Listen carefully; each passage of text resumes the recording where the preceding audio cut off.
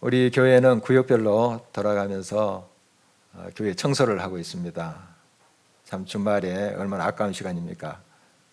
그 시간을 반납하고 또 교회 와서 닦고 쓸고 이렇게 하는 모습 보면 참 하나님이 흡족해 하시겠다 하는 생각을 늘 합니다.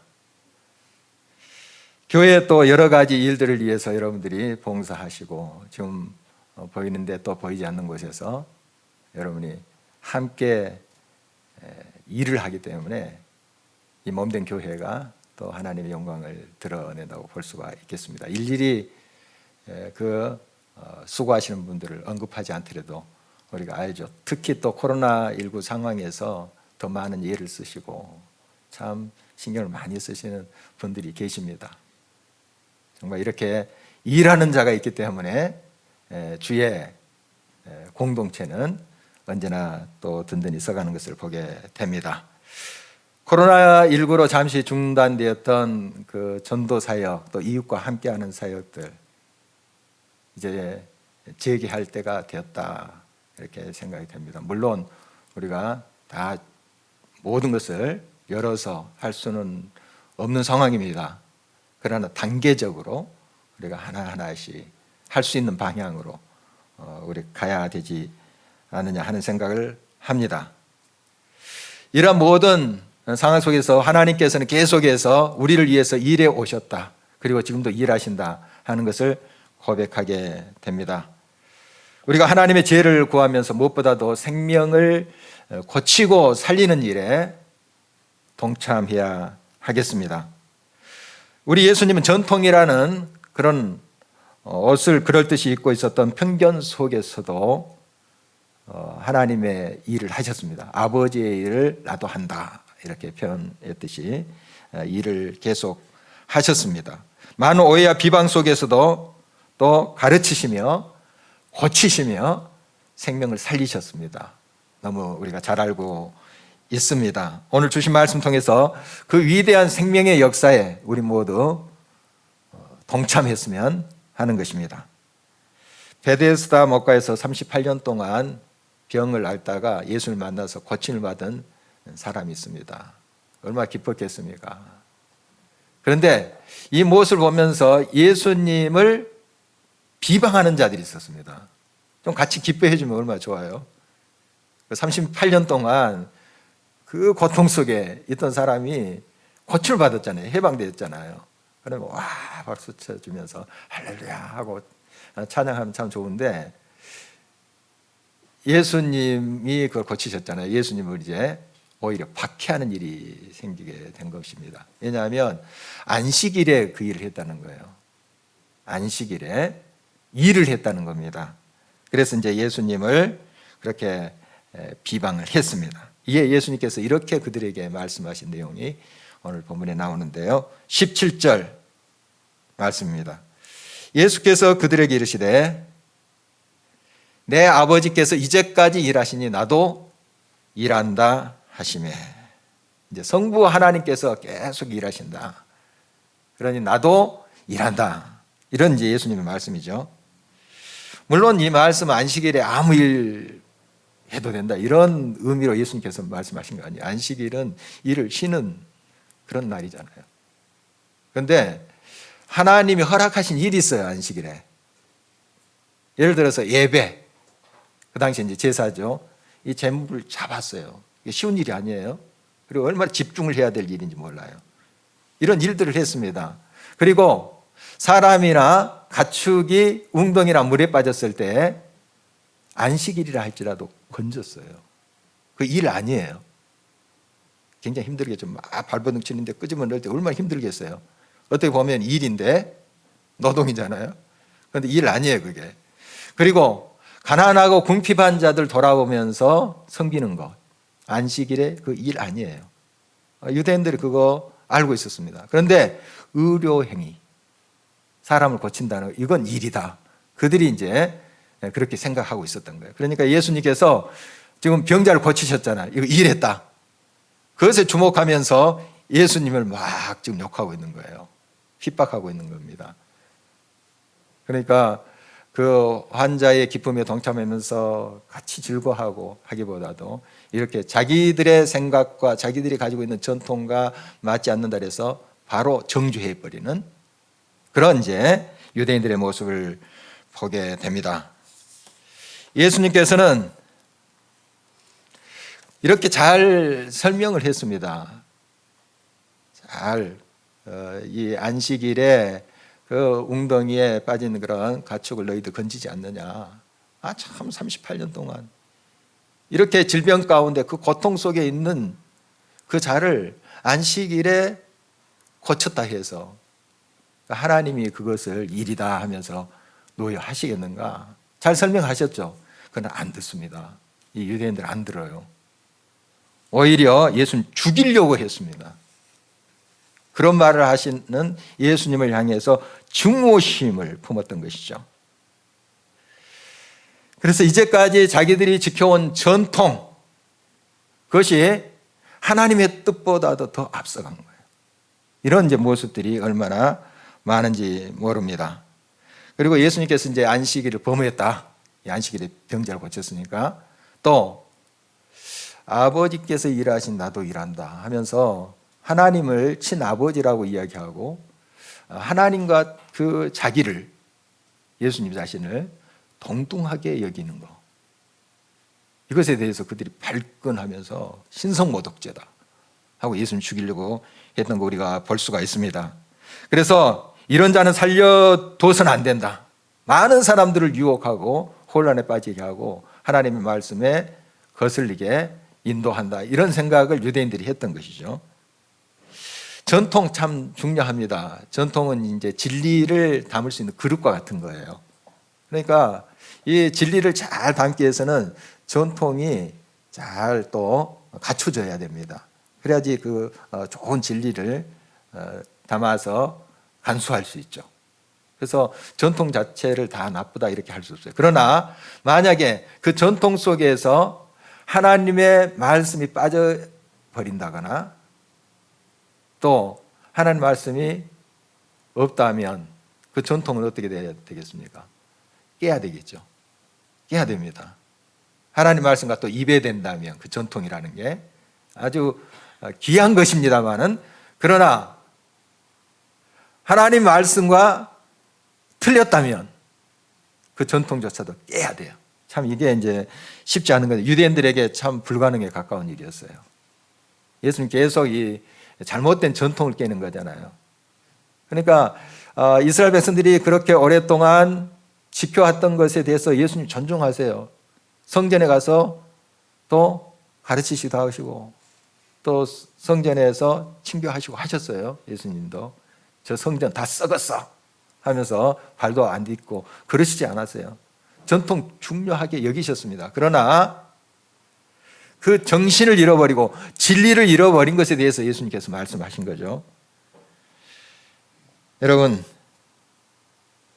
유대인들은 이 나병 환자들, 물론 그들을 구제했습니다. 음식도 갖다 주고 또 입을 것도 갖다 주고 이런 구제 행위를 했습니다만 같이 식사 안 했어요. 피해 갔습니다. 그래서 이 나병 환자들은 이제 어떻게 외쳤냐면, 건강한 사람들이 오잖아요. 저기서 그러면 부정하다 3번 외쳐야 됐어요. 나 더럽습니다. 나 문둥병자입니다. 이런 뜻이에요. 그러면 그 사람들이 피해 가는 거예요. 그럴 정도로 유대인들은 이 나병 환자들과 같이 섞이질 않았어요. 그리고 세리 등 죄인으로 취급받은 사람들하고 같이 밥 먹는다? 있을 수 없어요. 그 집에서 잔다? 있을 수 없어요. 사마리안들, 이방인들 상종하지 않았어요. 이게 유대인들이 했어요. 왜냐하면 거룩한 백성이니 그들과 상종해서 때묻으면, 부정해지면 안 된다는 거예요.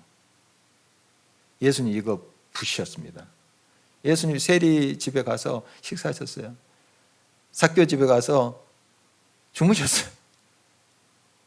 사마리아 성 가서 그 부끄럼 속에 있었던 여인을 만나서 변화시켰잖아요. 또 가늠하다 현장에 잡힌 여인에게 다가가셔서 또 그를 변화시키셨잖아요. 우리 너무 잘 알고 있습니다. 어떤 사람이 할지라도, 이방인이 할지라도 예수님이 다가가셨어요. 그들을 변화시켰어요. 이게 참 중요합니다. 만약에 이제 동성애자들 있잖아요. 그런 분들과 우리 같이 식사하면 안 돼요? 같이 차 마시면서 대화하면 안 됩니까? 타 종교인이 있다 합시다. 스님이 있다 합시다. 스님이 같이 차 마시면 안 돼요? 어떻습니까, 여러분? 같이 밥 먹으면 안 돼요? 그 자체를 정죄하고 있어요, 우리가. 그 자체가 나쁘다고.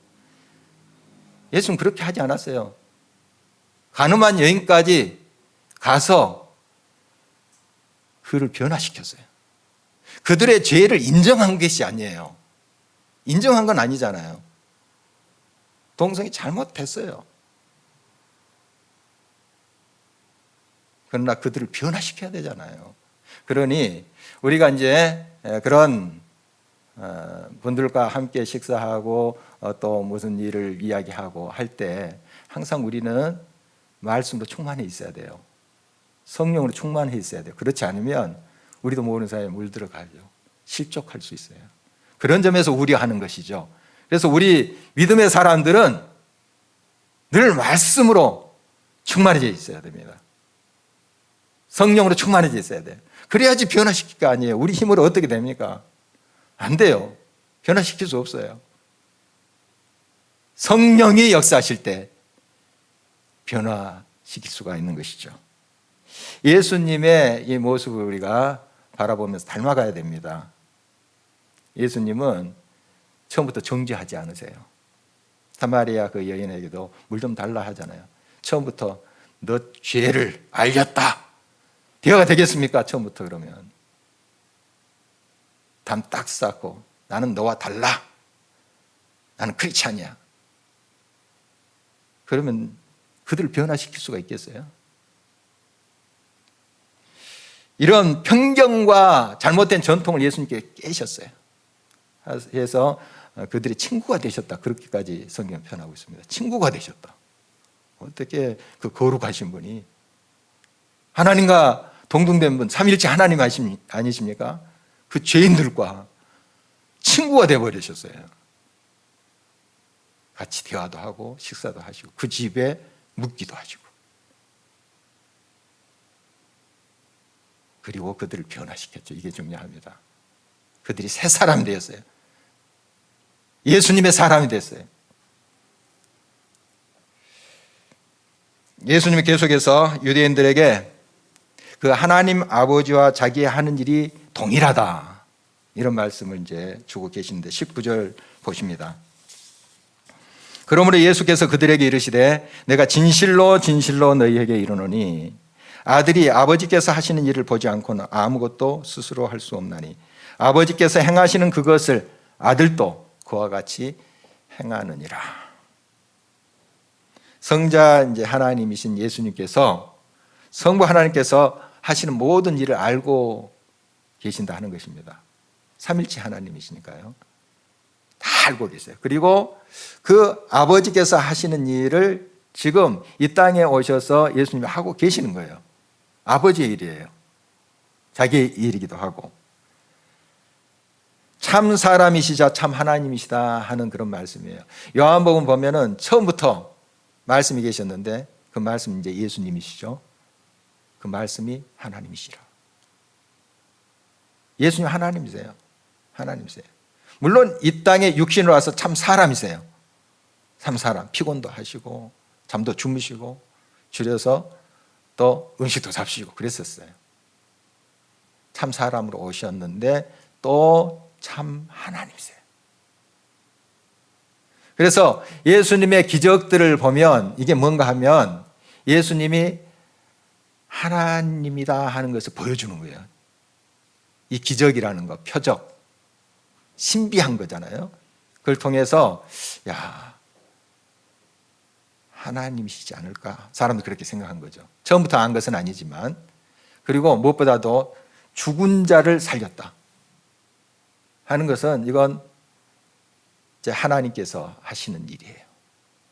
그래서 이런 이제 기적을 통해서 예수님은 당신이 참 하나님과 동일하신 분임을 밝혀주신 것입니다. 마가복음 5장에 보면은 가버나움 회당장 야이로라는 사람이 나옵니다. 이 회당이라는 것은 시나고그라고 이제 하는데, 회당이라는 것은 언제 생겼냐면 유다 백성들이 바벨론 포로로 잡혀갔죠. 거기서 하나님께 제사 예배 드릴 수 없어요. 제사는 어디서 드린가? 예루살렘 성전에서. 그러니까 거기서 이제 예배는 드릴 수 없고 어떻게 신앙생활을 유지할까 해서 이제 회당을 지었고 거기서 친교하고 말씀 나누고 이렇게 했던 거예요. 이제 바벨론 포로에서 돌아와서 이런 회당을 각 지역에 지었습니다. 그리고 유대인들이 이제 흩어져 살았는데 흩어져서 사는 그 유대인들을 디아스포라 이렇게 이야기합니다. 각 지에 이제 흩어져 살겠잖아요. 그러면 유대인들 공동체가 형성돼요. 유대인들 꼭 모여서 살았거든요. 우리 한인들도 좀 그런 경향이 있습니다. 한인촌 이렇게 만들어서 이렇게 살죠. 유대인들 강해요. 공동체를 만들어요. 어디 가나. 그러면 그 공동체가 크면 꼭 회당을 그곳에 지어요. 회당을. 그리고 공동체 적으면 기도처를 만듭니다. 기도처. 뭐 강가에서도 모여서 같이 모일 수도 있고 어느 집에서 모여서 기도처를 만들어요. 그런 이제 모습을 볼 수 있는데요. 바로 이런 회당장 야이로입니다. 회당장. 이 회당장이라면 이제 유태인인데 유태인 중에 유태인이에요. 때로는 말씀도 강론하는 그런 사람이에요. 이 사람이 예수님께 와서 머리를 조아린다? 그 당시에 참 흔치 않는 일이에요. 어려운 일이에요. 어려운 일. 그런데 자기 딸이 죽게 생겼어요. 그 생명이 이제 꺼져가고 있어요. 딸 때문에 예수님 찾아온 거예요. 살려주십시오. 살려주십시오. 결국 딸이 이제 숨을 거뒀습니다. 예수님께서 그 집에 가셨어요. 사람들이 울고 불고 난리 이제 죽었다 하면서 통곡하는 거죠. 예수님께서 그 죽은 소녀 앞에서 어떻게 외치셨는가? 달리다굼 하셨어요. 달리다굼. 이제 아람어인데 굼 하면 일어서라 하는 뜻이고요. 달리다 하면 이제 작은 아이, 소녀 이걸 말합니다. 달리다굼. 외치니까 소녀야 일어나 이런 뜻 아닙니까? 일어났어요. 살았습니다. 누가복음 7장 보면은 나인성 과부의 외아들이 죽어요. 그래서 사람들이 이제 상해를 메고 뭐 어이어이하고 이제 상격꾼들이 오죠. 이때 예수님이 그들을 만났어요. 그리고 예수님이 그 앞에서 그 관에 손을 대시고 외치십니다. 청년아, 내가 네게 말하노니 일어나라. 살았어요. 요한복음 11장 나사로 죽은 지 나흘이 됐어요. 4일이 됐어요. 4일. 썩은 냄새가 나요. 그런데 예수님께서 그 앞에서도 나사로야 나오라. 살아났어요. 예수님께서 하나님과 동등된 분이심을 보여주시는 거예요. 그 일을 통해서. 자, 그러면 유대인들 봤잖아요. 하나님의 신성을 봤잖아요. 저분이 메시아다. 이렇게 인정해야 되는데 어떻게 또 억지 주장을 하냐면 이 예수가 바알세불, 즉 마귀의 힘을 빌려서 사람을 고치고 사람을 살렸다 하는 거예요. 믿지 않아요. 이렇게 한번 완악한 그 마음들은 참 돌이키기가 어렵습니다. 예수는 그렇게 이제 또 공격하는 모습을 보게 됩니다. 예수님께서 그 마귀가 죽이고 병들고 막 혼란스럽게 하는 것이 마귀의 일 아닙니까? 그런데 그 정반대로 한다는 건 말도 안 된다 하면서 이제 설명을 하지요. 그렇지만 그는 끝내 예수님의 말씀 듣지 않는 모습 우리 성경을 통해서 볼 수 있습니다. 여러분, 예수는 지금도 일하십니다. 하나님이 지금도 일하세요. 그래서 이신론이 있는데, 이신론이라는 그 철학 사상이 뭐냐 하면 하나님은 이제 계신다 하는 걸 인정을 해요. 이신론에서는 계신다, 전지를 창조하셨다. 그러나 이 역사 속에 팔짱 끼고 계신다는 거예요. 저 뒤편에 계신다는 거예요. 너희들 해봐라, 너희들 한다. 그래서 인간의 이성, 인간의 자율, 이를 강조하는 것이 바로 이신론인데요. 그런 하나님이 아니세요. 하나님은 지금도 일하십니다. 우리 예수님 지금도 살아서 역사하십니다. 그런 주님이세요. 고치시고 새롭게 하시고 살리시는 그런 분이시다. 그분에게는 능치 못할 일이 없습니다. 동일하신 우리 주님이십니다. 광야의 길을 사막의 강을 지금도 내십니다. 이 사실을 우리는 결코 잊지 말아야 됩니다. 성부 하나님께서는 심판하신 일을 이 성자 예수님께 다 맡기셨어요. 이제 심판의 날이 반드시 옵니다. 개인적으로 또 공동체적으로 그리고 역사적으로 이 심판은 반드시 옵니다. 모든 것이 시작이 있으면 끝이 있어요. 마무리가 있어요. 마무리가 이제 심판하는 날인데요. 꼭 있습니다. 꼭 있어요. 그때 심판주가 누구신가? 예수님이에요. 예수님. 참 다행이죠. 예수님이, 우리 예수님이, 내 안에 계신 예수님이 심판주시래요. 심판 지나가겠죠. 얼마나 큰 은혜입니까? 정말 이 심판에 대해서 정말 우리가 가볍게 생각해서는 안 됩니다. 그 심판주이신 예수 그리스도. 그런데 무엇을 기준으로 이 심판을 하시는가? 오늘 24절 말씀을 주목해 보십니다. 내가 진실로 진실로 너에게 이르노니 내 말을 듣고 또 나 보내신 이를 믿는 자는 영생을 얻었고 심판에 이르지 아니하나니 사망에서 생명으로 옮겼느니라. 그 예수님의 말씀을 먼저 듣고 그 다음에 믿는 거예요. 믿음. 이게 이제 심판의 기준이고, 이어서 이제 말씀이 이제 따라오는데, 오늘 이제 마지막 절 보면, 선을 행하는 자는 생명의 부활로, 악을 행하는 자는 심판의 부활로. 죽은 자도 다 살아난다는 거예요. 죽은 자도. 우리 이제 죽죠. 끝이 아니에요. 나중에 우리 주님이 다시 오실 때, 재림할 때 다 살아납니다. 죽은 자와 산 자가 심판대 앞에 다 서요. 기준이 뭐냐? 선을 행하냐, 악을 행하냐. 이 선이란 것은 우리가 생각하는 그런 착한 행실, 이게 아니에요. 하나님의 말씀이에요. 말씀, 선. 하나님의 뜻대로 믿고 그 하나님 안에 거하느냐, 주님 안에 거하느냐, 주님 밖에 있느냐, 말씀 따라서 행하지 않고 자기의 욕망과 가치관을 따라서 하느냐, 그거를 말하는 거예요. 다시 한번 이것을 오늘 말씀의 근거에서 한 세 가지로 정리해 보면, 먼저 우리는 들어야 된다는 거예요.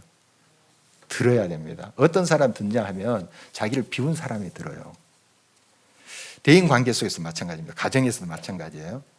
자기 생각으로 가득 차 있으면 듣고 있는 것 같은데 안 들어요. 제가 여러 번 표현하죠. 자기를 비울 때, 자기의 편견과 자기의 모든 생각을 비울 때 비로소 그 사람의 소리가 들려요. 자녀를 대할 때도 마찬가지입니다. 이게 다 옳아, 너는 듣기만 해, 이러면 자녀 소리가 안 들려요. 듣고 있는 것 같은데 안 듣고 있는 거예요. 나를 비워야 됩니다. 나를 내려놔야 됩니다. 그때서야 비로소 자녀의 소리가 들려요. 부모의 소리 마찬가지예요.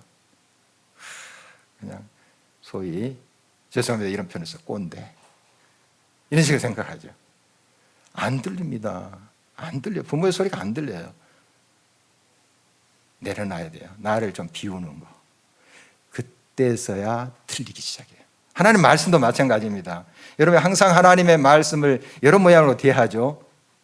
항상 자기의 생각과 편견, 유대인처럼 자기들의 전통이라 하는 거, 이건 생명과 같은 거야. 내려놔야 돼요.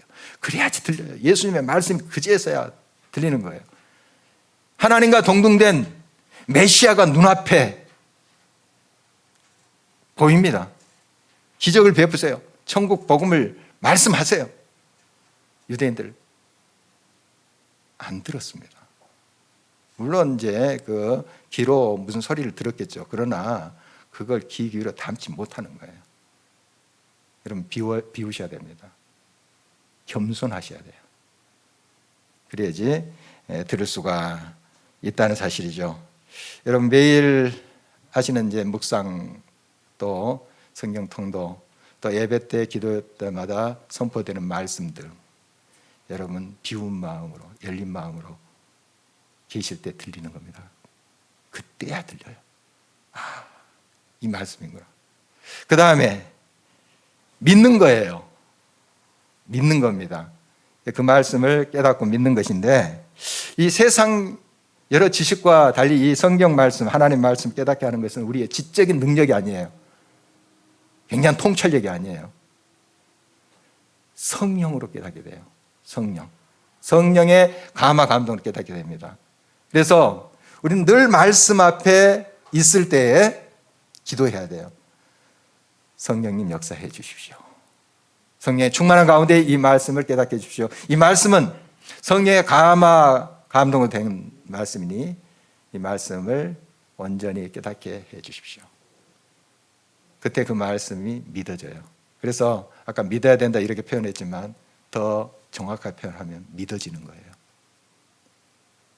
믿어지는 거예요. 그렇게 이성적으로 내가 논리적으로 이해가 안 됐던 이 말씀이 말씀으로 천지를 창조해? 뭐 반석에서 물이 터져? 믿어져 버려요. 어느 순간 내가 믿고 있어요. 이게 하나님의 말씀을 믿고 있어요. 이게 성령의 역사예요. 여러분 다 지금 경험하고 계시잖아요. 이게 성령의 역사예요. 성령으로 하지 않으면 이 말씀 우리가 믿을 수 없어요. 믿을 수 없어요. 동정녀 마리아에서 탄생해서 결혼도 안 했는데 아이가 탄생해서 죽은 자가 살아났어? 안 믿어져요. 성령이 역사할 때 그냥 믿어져 버려요. 그게 아멘 하고 그 말씀을 믿고 있어요. 내가 성령의 역사입니다. 성령의 역사예요. 그리고 그 말씀을 행하는 것입니다. 예수님의 비유 중에도 말씀을 듣고 행하는 자가 돼야 된다. 반석 위에 지은 집, 모래 위에 지은 집 비유 우리 잘 알고 있잖아요. 여러분 말씀을 한 절이라도 행하셔야 됩니다. 그 말씀을 살아야 된다는 것이죠. 이 말씀을 우리가 살아갈 때 우리를 통해서 생명이 고침을 받고 생명이 살게 돼요. 이 말씀은 생명이기 때문에 세상의 모든 것은 있다가 사라집니다. 그러나 하나님 말씀만은 영원해요. 말씀만 영원해요. 말씀이 내 속에 있다. 내가 영원하다는 거예요. 놀랍죠? 영원하신 그 말씀이 내 속에 있으니까 나는 영원히 이때 있는 거예요. 그 말씀이. 그래서 이 말씀이 너무너무 귀한 것입니다. 이 말씀이 바로 육신을 입고 오신 분이 예수님. 우리 인생 길다면 길지만 짧아요. 사실 짧습니다. 금방 왔다 갑니다. 세상 사람도 그렇게 표현해요. 유수와 같다. 풀의 꽃과 같다. 다 공감하는 거예요. 크리스찬이나 비크리스찬이나 다 인생 금방 갑니다. 영원한 세상이 있어요. 영원한 세상이 있습니다. 그래서 이 짧은 인생에 의미가 있는 거예요. 이 짧은 인생에 무엇을 믿고 무엇을 붙잡느냐에 따라서 영원히 결정돼 버리니까. 그런 의미에서 이 인생이 중요하다는 거예요. 자, 우리가 이 인생 어떻게 살 것인가? 1월에 이제 추천 도서 중에 하나가 인생 어떻게 살 것인가. 참 제목부터가 대단합니다만은 이걸 한번 제가 골라봤습니다. 저자인 그리어는 지금부터 한 20년 전에 청년들 집회에서 존 파이퍼 목사가 했던 설교 일부를 소개하고 있어요. 이 책을 시작할 때 바로 앞부분에 이 파이퍼 목사의 설교를 소개하고 있는데, 이 파이퍼 목사 교회에 누비하고 로라라는 이제 자매님이 계셨나 봐요. 그 분들이 이제 선교사로 이제 파송을 받았어요.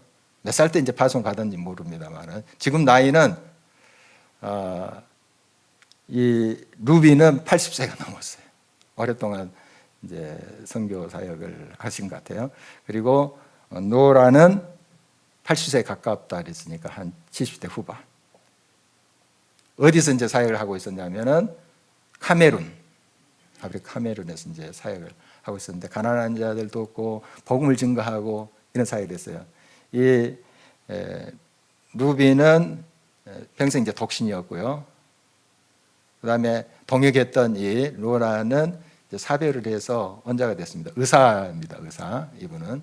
그래서 이 루비를 옆에서 잘 동역해서 둘이 그 사역을 한 거예요.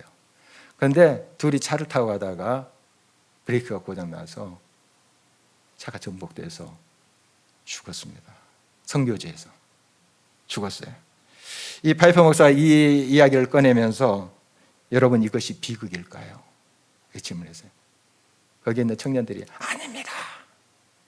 파이퍼 목사도 아닙니다. 그것은 영광이었습니다.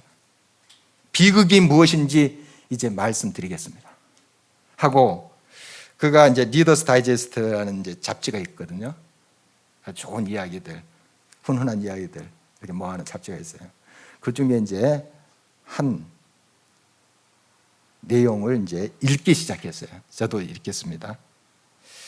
밥과 페니는 동북 지역에서 하던 일을 그만두고 5년 전에 일찍 은퇴했다. 밥은 59세, 페니는 51세였다. 이제 그들은 플로리다주의 푼타고다에 살고 있다. 그들은 10m짜리 고기잡이 배를 몰고 소프트볼을 즐기며 조개를 수집하고 있다. 그는 말을 이었습니다. 이 파이퍼 목사는 이렇게 말을 이었어요. 아메리칸 드림입니다. 단 하나밖에 없는 인생의 마지막에 이르러 당신이 한 일을 창조주께 설명할 때 내놓을 가장 위대한 일이, 저는 조개를 수집했습니다. 제 조개를 보십시오 라는 것입니다. 이것이 비극입니다. 오늘날 사람들은 수십억 달러를 써가며 당신이 그 비극적인 꿈을 받아들이도록 설득합니다. 그래서 저는 40분을 사용해서 여러분에게 간청합니다. 그 말을 듣지 마십시오. 당신의 삶을 낭비하지 마십시오. 소위 조개 껍데기 설교라고 이렇게 알려진 존 파이퍼 목사의 메시지입니다. 이를 통해서 많은 젊은이들이 주님께 헌신했고, 거기 출신들이 정말 많은 선교지에서 또 일터에서 자기 자리에서 생명을 살리는 일에 동참했다 하는 기록을 만날 수가 있습니다. 우리 인생은 풀의 꽃과 같이 잠깐입니다. 시간이 많을 것 같지만 사실 그렇지 않아요. 아버지께서 일하시니 나도 일한다. 바로 그 일이 무엇입니까? 여러 가지가 있지만 생명을 고치고 살리는 것 아니겠습니까? 우리 역시 고백해야 됩니다. 아버지께서 일하시고 아들이신 예수 그리스도께서 일하시니 나도 일합니다. 생명을 살리고 고치는 일에 우리가 동참해야 될 이유가 여기 있습니다. 다 아프리카 선교사로 가라는 말씀이 아니에요. 여러분, 이제 올해를 시작하시면서 한번 기도부터 시작하는 겁니다. 잠깐 여러분에게 스쳐가는 얼굴들이 있을 거예요. 그들의 이름을 구체적으로 적어보십시오. 적어보십시오. 이 사람에게는 예수님이 필요해, 예수 그리스도의 생명이 필요해 하는 사람들이 꼭 있을 것입니다. 그들 위해서 기도하십시오. 때가 되어 전하십시오. 문자로 보내도 되고 손글씨로, 손편지로 써도 됩니다. 전화하셔도 되고요. 그리고 성령님께 맡기는 거예요. 그 이후의 일은 하나님께 맡기세요. 걱정하지 마세요. 입을 열어서 하시면 돼요. 이렇게 응답할 때 하나님께서 우리를 통해서 반드시 역사라고 믿습니다. 아버지께서 일하시니 나도 일한다. 동참하는 저와 여러분 되실 주 이름으로 축원합니다. 우리 함께 일어나셔서 찬양하시도록 하겠습니다.